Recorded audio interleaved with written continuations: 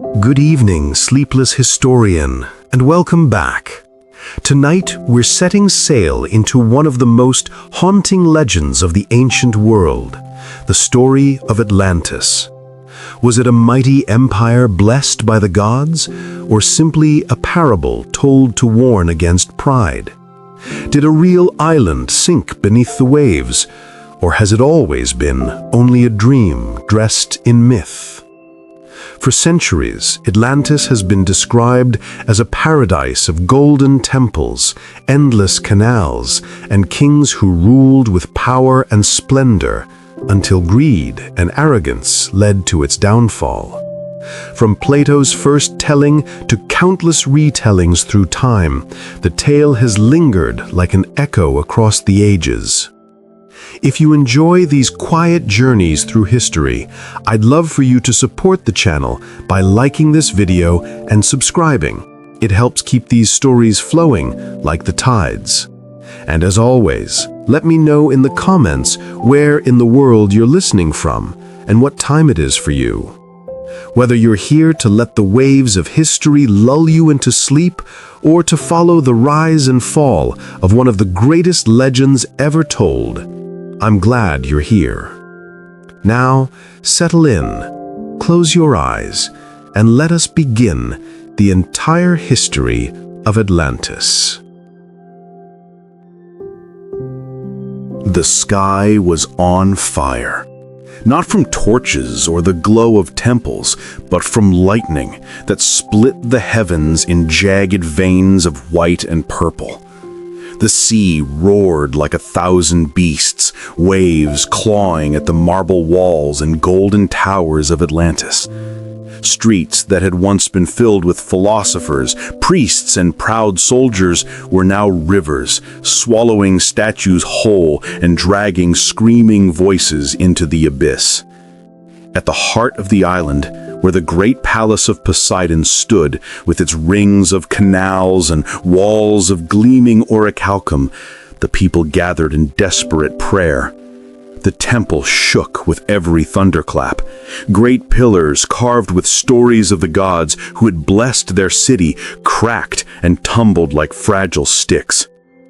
The king, Atlas, descendant of the god himself, stood before the sacred altar. His crown glimmered faintly in the stormlight, but his voice broke beneath the weight of despair. He raised his arms to the heavens, pleading to his divine ancestor, begging for mercy, for forgiveness. But there was no answer.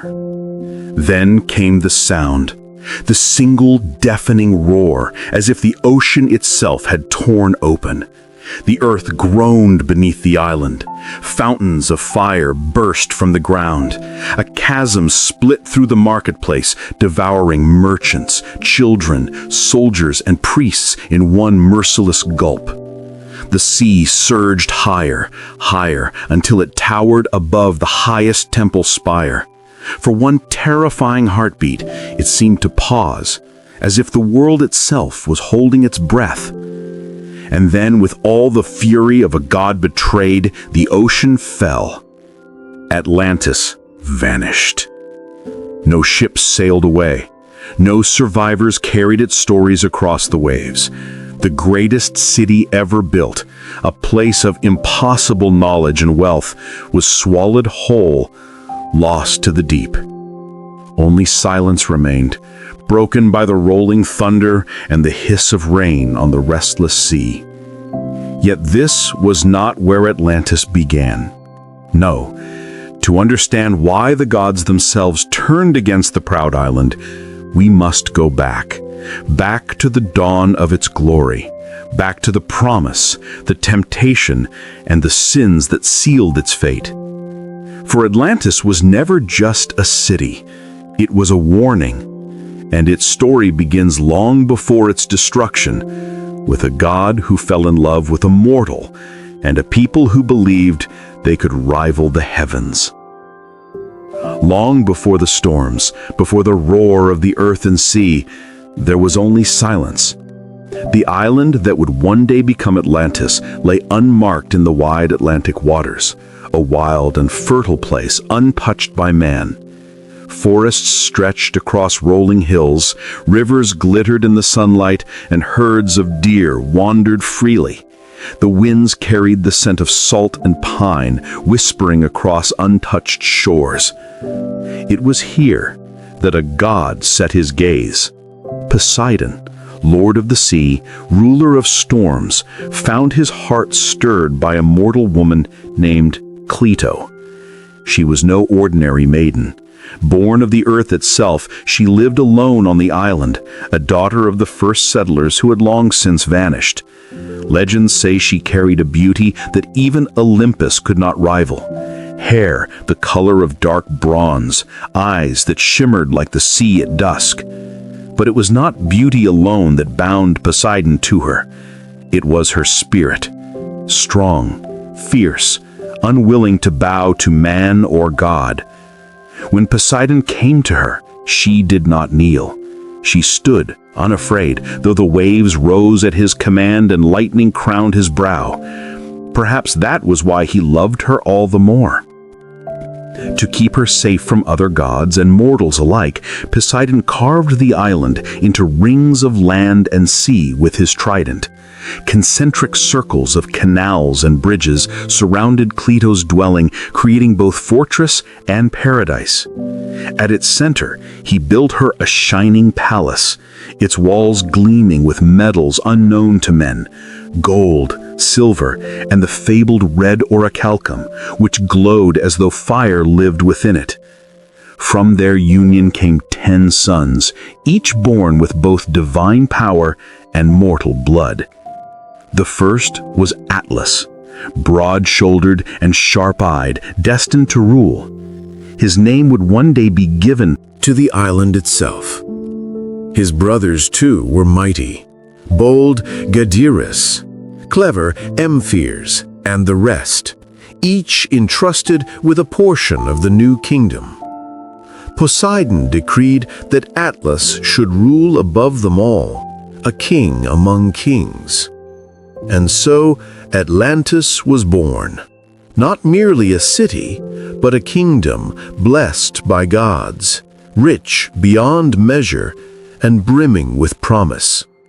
The brothers worked together, dividing the land, building great temples, and raising cities that gleamed with white stone and copper towers. Crops grew in abundance, herds flourished, and ships carved their way through the waves to trade with lands far beyond the horizon.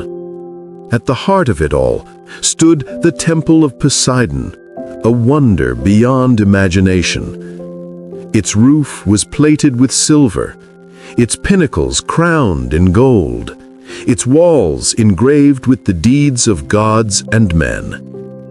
Inside, a colossal statue of Poseidon loomed, driving 6 winged horses across the waves. His sons built it not just in reverence, but in gratitude, for they believed their father's blessing would never fade. But blessings are fragile things. For even as Atlantis flourished, a shadow stirred beneath its perfection. Wealth poured in, pride grew, and whispers of ambition reached beyond the seas. The Atlanteans began to believe they were not just blessed by the gods, but equal to them. And in that seed of pride, ruin had already taken root. Still, in these first days, all was golden. The world looked upon Atlantis and marveled. Its fleets controlled the oceans, its armies stood unmatched, its wisdom outshone the oldest of kingdoms. But in time, the gods would remind Atlantis of a truth it had forgotten. No mortal, no matter how great, can rival Olympus. And the first sign of that reminder was already approaching, hidden beyond the horizon. The Atlanteans were never meant to be confined to one island. Their fleets, swift and sleek, cut across the waters like knives of bronze. Their ships carried warriors with shields that glimmered in the sun, priests in robes woven with gold thread, and merchants eager to return with treasures of distant lands. Atlas ruled from the central palace, his brothers commanding provinces spread across the island and beyond. Together, they forged a power unlike anything the world had seen. Soon, Atlantis reached far past its shores. Colonies rose on nearby islands, and Atlantean banners fluttered on the coasts of Africa and Europe. No harbor was safe from their sails, no marketplace free from their influence. Their reputation spread faster than the tides. To the east, kingdoms trembled at their fleets. To the north, tribes whispered of men with weapons that gleamed like fire. The Atlanteans brought not just conquest, but law, trade, and the promise of a new order. Their engineers carved canals that rivaled rivers. Their architects raised towers that kissed the clouds, and their philosophers asked questions that pierced the fabric of the world itself. But ambition is a hunger that never sleeps. As their wealth grew, so did their desire. What had begun as voyages for trade and alliance became campaigns of conquest. Whole peoples bent the knee to Atlantis, their gods abandoned, their kings forced to swear fealty. Some Atlantean generals dreamed of an empire without end, one that would stretch from the Pillars of Hercules to the edge of the known world. Atlas, though noble, began to listen to such dreams. He told himself it was his duty to spread the order of Atlantis, to bring light to the so-called lesser nations. Yet deep within his council, whispers of dominion, not guidance. They spoke of raising Atlantis above Olympus itself, of a destiny greater than the gods had ever allowed. Still, not all lands bowed. To the east rose the first great resistance. A people who would not bend, who saw through Atlantis's shining promises and answered with steel. These were the Athenians, a small but fierce city-state, young compared to Atlantis, but guided by a stubborn independence that no fleet could drown. At first, Atlantis laughed at them. A single city defy an empire? Impossible. But as the first ships clashed on the Aegean waters, the Atlanteans realized something they had never faced before: an enemy who would rather die than kneel. The war had begun. For the first time in their history, Atlantis was about to meet its match. The year the Atlantean fleet appeared on the horizon, the waters around Greece turned black with sails. Towering ships bristled with soldiers clad in bronze, their shields polished to blind their enemies in the sun. Trumpets blared, echoing across the sea like the roar of some vast beast. The Athenians, standing on their walls, saw the storm that approached and knew what it meant. Atlantis had come to break them. But Athens was not a city to bow. Though small, it was fierce, hardened by years of struggle and guided by cunning leaders. Its warriors sharpened their spears, its priests lit sacred fires, and its people swore that if Atlantis wished to claim them, they would take the city stone by stone, body by body. The first clash came at sea. Atlantean triremes swept forward, their bronze rams glinting beneath the waves. The Athenians, outnumbered, met them head-on. The sea erupted in chaos, shattered hulls, splintered oars, men pulled beneath the waves by the weight of their own armor.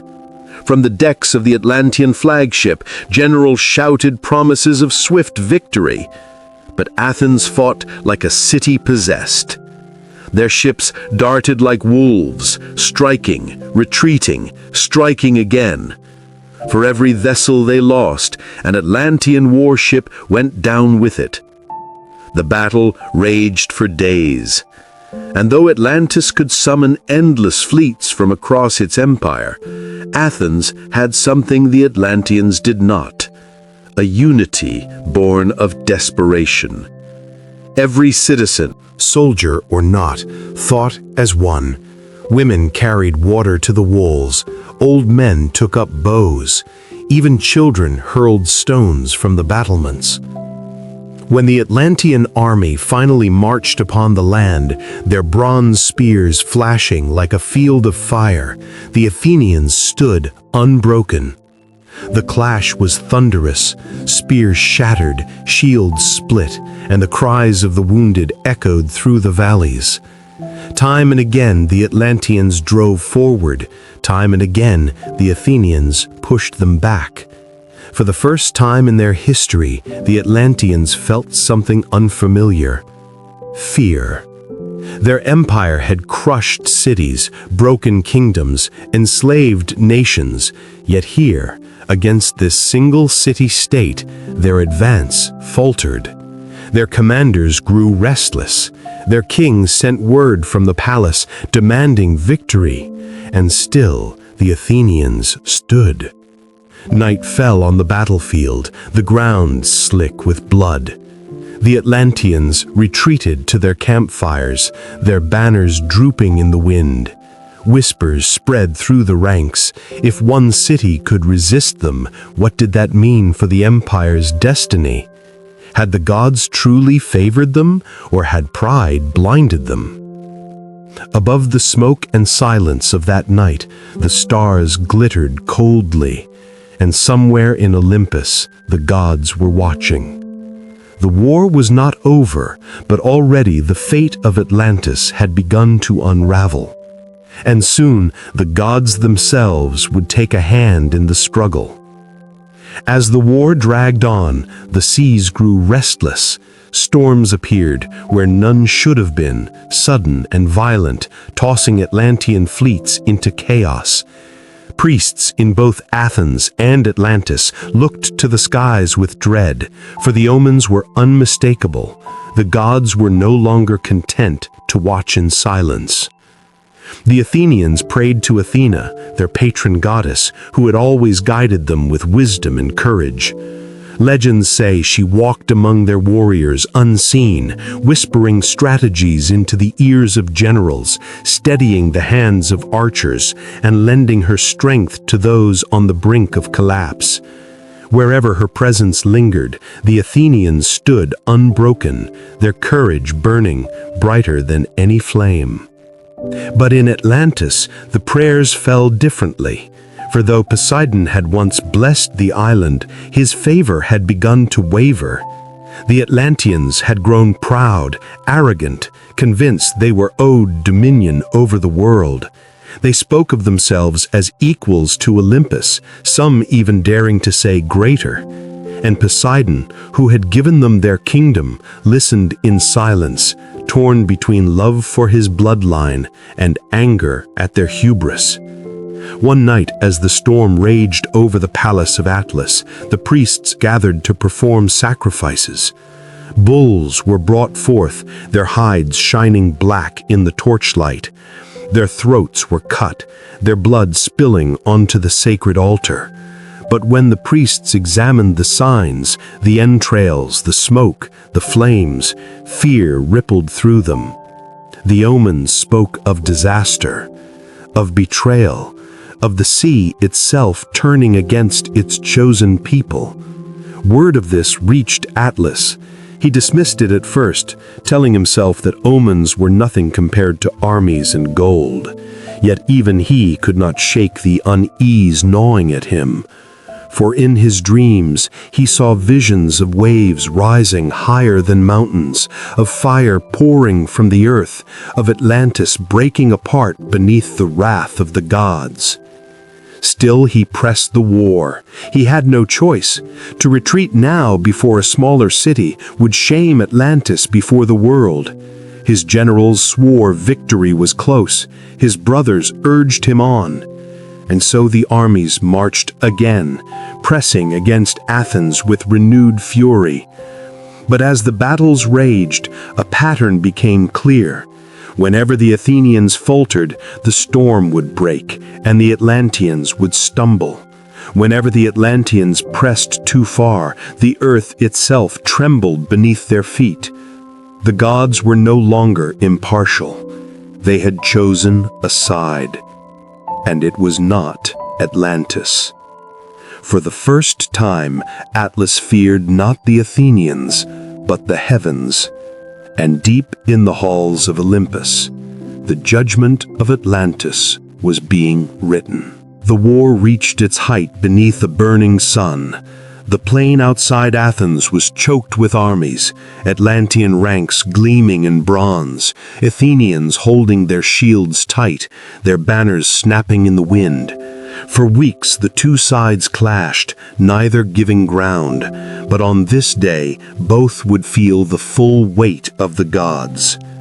At dawn the Atlanteans advanced. Their spears bristled like a forest of iron, their chariots thundered across the dust, and their generals shouted promises of final victory.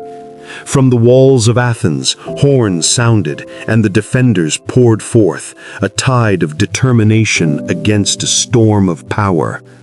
The clash was brutal. Atlantean warriors towered over their foes, their strength and training unmatched. They pushed the Athenians back, step by step, pressing them toward their own gates. The streets of Athens trembled with the roar of battle. The city's priests raised their arms in prayer, their cries echoing to the heavens. And then the heavens answered. The sky darkened without warning. Clouds rolled in, black and heavy, swallowing the sun. A wind screamed across the plain, tearing banners from their poles. Thunder cracked so loud that men dropped their weapons and covered their ears. From the walls, the Athenians looked up and saw her, Athena herself, radiant in her armor, her spear glowing like fire. Though few Atlanteans could see her, they felt her presence. A sudden chill, a weight pressing down on their spirits, a sense that the very world had turned against them. At that moment, the Athenians surged. With Athena guiding them, they fought with a fury that no numbers could match. Atlantean lines wavered, shields splintered, spears snapped, and the invincible empire began to stumble. Atlas himself, standing in his chariot, saw his men falter and felt his stomach twist. He shouted for them to stand, to remember they were the sons of gods. But the ground betrayed him. The earth shuddered, a tremor that cracked the soil, sending men and horses tumbling. From the fissures, smoke and fire erupted, filling the battlefield with choking ash. Panic spread. Soldiers who had once believed themselves untouchable now screamed and fled. Their discipline shattered, their unity broke. The Athenians pressed harder, driving the Atlanteans back until their proud army scattered in chaos. By nightfall, the war was over. Athens stood victorious. The once unstoppable empire had been humbled by a single city. But the Athenians did not know what their victory had cost Atlantis. For in Olympus, the gods' judgment was final. Poseidon's patience had ended. His children had strayed too far, their pride too great, their ambitions too dangerous. And though Atlantis still gleamed in wealth and power, its doom had already begun. The Atlantean soldiers returned home in silence. No cheers greeted them at the harbor, no songs of triumph. Their ships limped into port battered and broken, their sails torn, their holds empty. Mothers searched for sons who never returned, wives for husbands whose names would now be etched in mourning. Atlas stood in his palace, gazing down at the city he had sworn to lead into greatness.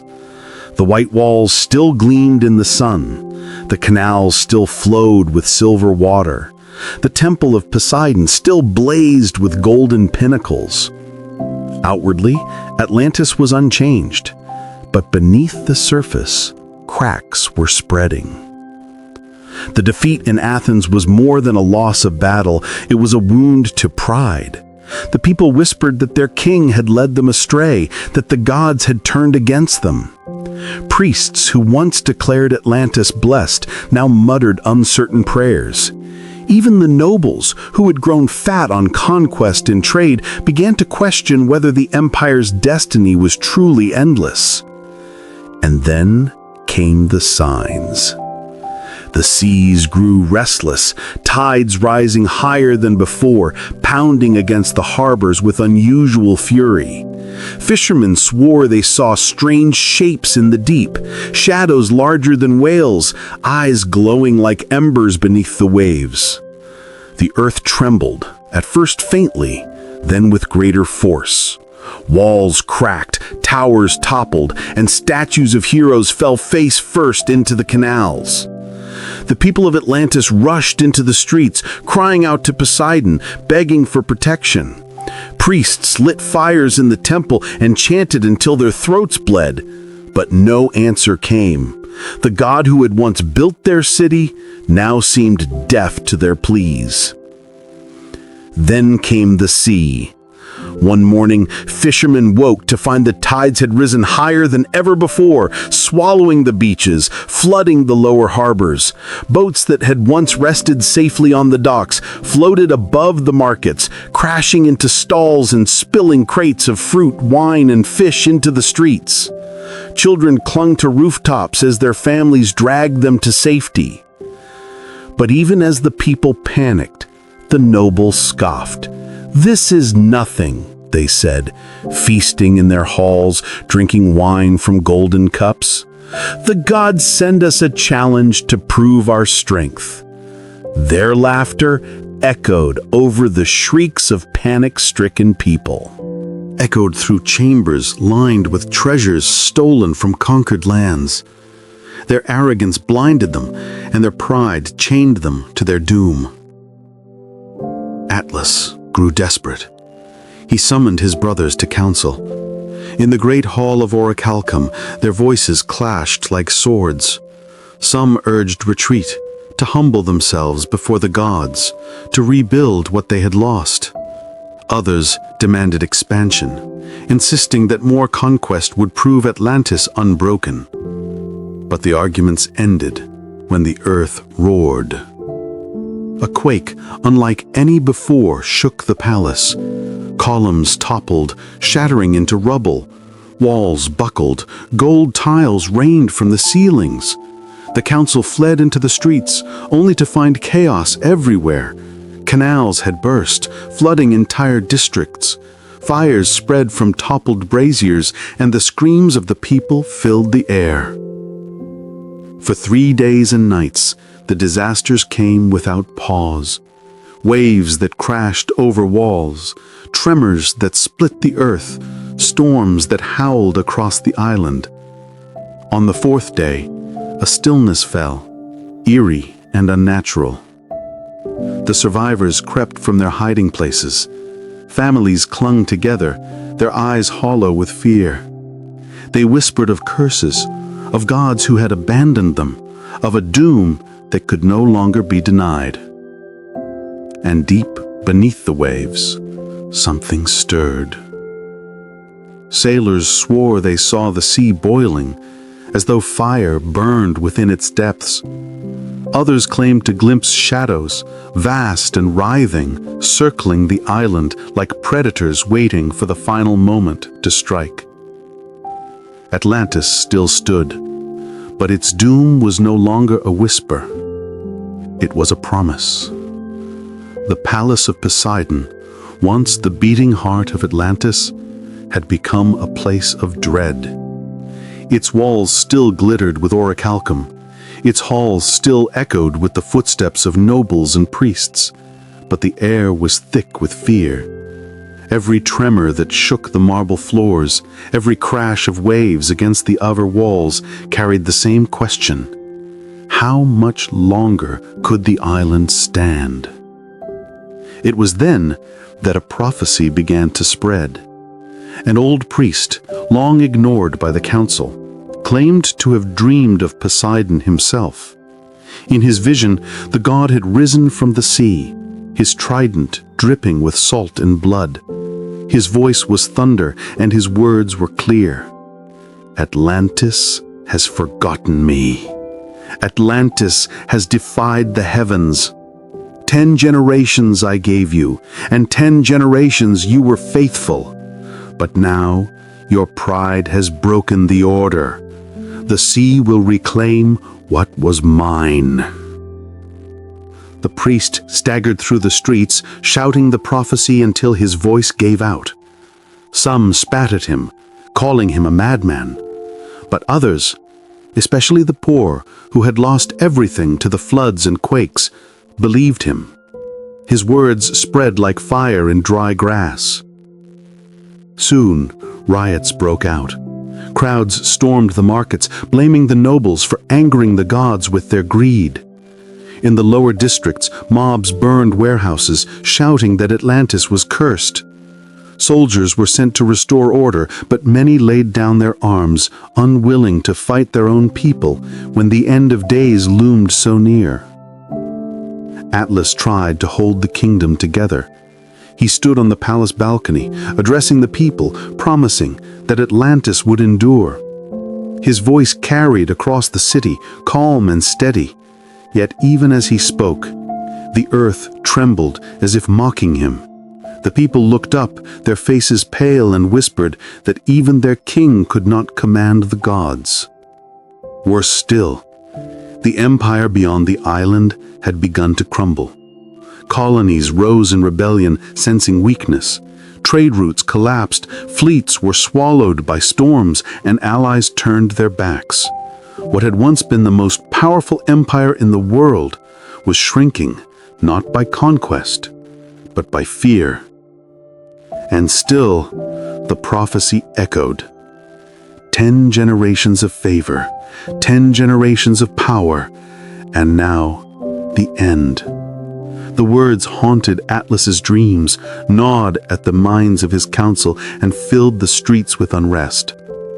The people demanded action. Sacrifices, offerings, something to turn Poseidon's wrath aside. So bulls were slaughtered by the hundreds, their blood staining the temples red. But the gods remained silent. And then came the vision. One night, Atlas himself dreamed. He stood on the shore of Atlantis, the sea before him calm and endless. Then, without warning, the water rose. A wave higher than any mountain surged toward him, carrying with it fire, smoke, and the shattered towers of his own city. He awoke drenched in sweat, his heart pounding. He did not tell his people. He did not tell his council. But deep inside he knew the prophecy was true. Atlantis was doomed. The prophecy hung over Atlantis like a storm cloud that never moved. Each day the city endured, but each day the signs grew worse. The earth no longer shook in brief tremors. It convulsed. Streets split open without warning, swallowing carts and people whole. Temples cracked and toppled, their sacred statues shattering on the ground like clay. The sea had too turned against them. Tides surged without reason, rising in sudden floods that swept away entire districts. At dawn, fishermen discovered whole villages along the coast gone, washed into the ocean as if they had never existed. The canals, once the lifeblood of Atlantis, became rivers of destruction, carrying boats and bodies through the heart of the city. Atlas called an emergency council in the palace. His brothers came, grim-faced, their pride stripped away. Some demanded evacuation, to lead their people across the sea to safer lands. Others insisted they must fight the gods themselves, that Atlantis could not abandon its destiny. Voices rose, tempers flared, and accusations filled the hall. Finally, Atlas slammed his fist upon the table. "Enough!" he roared.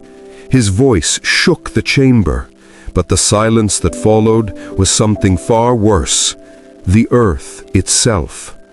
The palace trembled violently, a deafening crack splitting through its foundations. The council scattered in panic as a great statue of Poseidon collapsed at the king's feet. The people saw it as a sign. The god who had once built their city had turned his trident against them.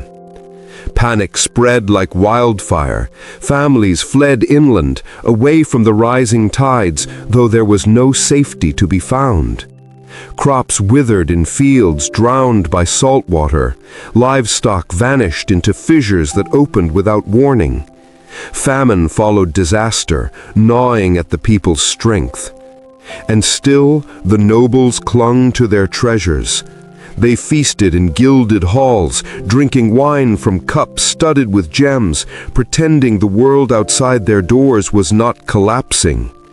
But the people no longer bowed to them. Mobs stormed their estates, looting the riches, dragging arrogant lords into the streets. Atlantis was tearing itself apart from within. Atlas tried to lead, but even he felt the weight of inevitability. Each night his dreams returned, the towering wave, the fire beneath the sea, the screams of his people as the island crumbled. He awoke with the taste of ash on his tongue and the sound of rushing water in his ears. Then, one morning, the sea gave its clearest warning yet. The horizon boiled. Steam rose in thick columns, and the ocean churned with violent force. Sailors watching from the shore cried out as the water glowed red with fire from beneath. An underwater volcano had awakened, its fury shaking the waves. Great plumes of ash and smoke filled the sky, blotting out the sun. The prophecy was no longer just words. It was here. It was real. Atlantis was unraveling. And though Atlas still stood in his palace, gripping his crown with trembling hands, he knew the end was no longer a question of if, it was a question of when. The sky above Atlantis had turned strange. Where once it was clear and bright, it now hung heavy with smoke and ash, casting the island in a permanent twilight. The sun was a dull red disk, the moon hidden behind a veil of haze. The air reeked of sulfur, stinging the eyes, burning the throat. Everywhere, fear reigned. The streets overflowed with refugees, families dragging bundles of food and water, children clinging to their mothers, priests clutching sacred relics as if they might shield them from the wrath to come. The canals, once shimmering with beauty, now ran dark and foul, filled with wreckage and the drowned bodies of those who had tried to escape by boat. Atlas walked among his people, his golden crown dulled by ash. They looked at him with hollow eyes, no longer seeing a king, but a man as powerless as themselves.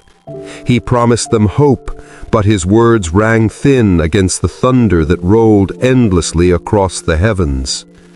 On the second night, the volcano beneath the sea roared again.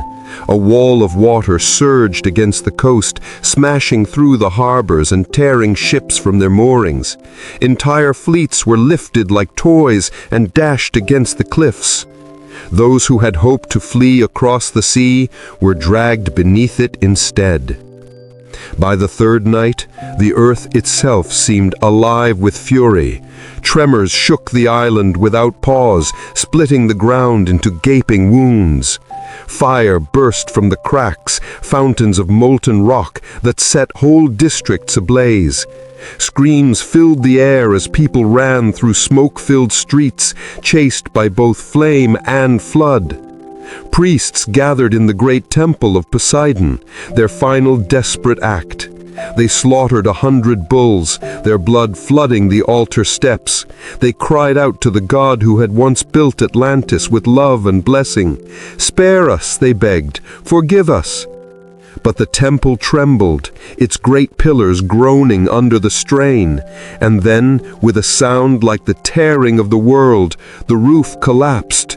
Fire poured through the cracks in the earth, swallowing the priests and their sacrifices alike. The last prayers of Atlantis went unanswered.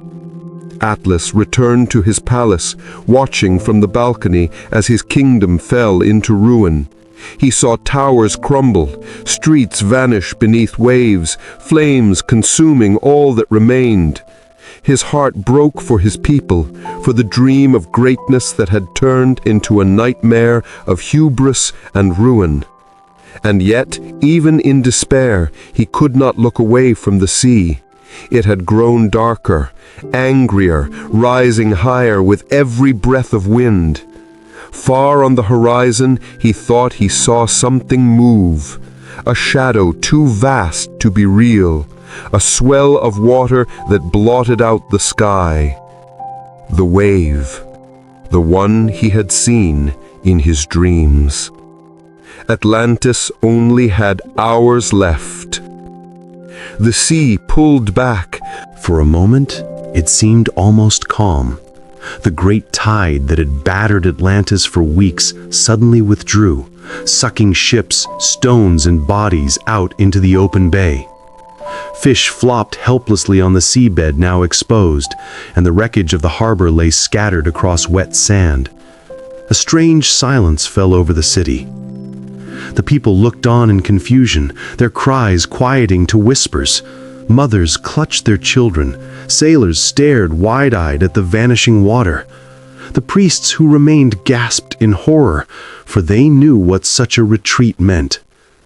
Atlas stood on the highest balcony of the palace, his knuckles white against the railing.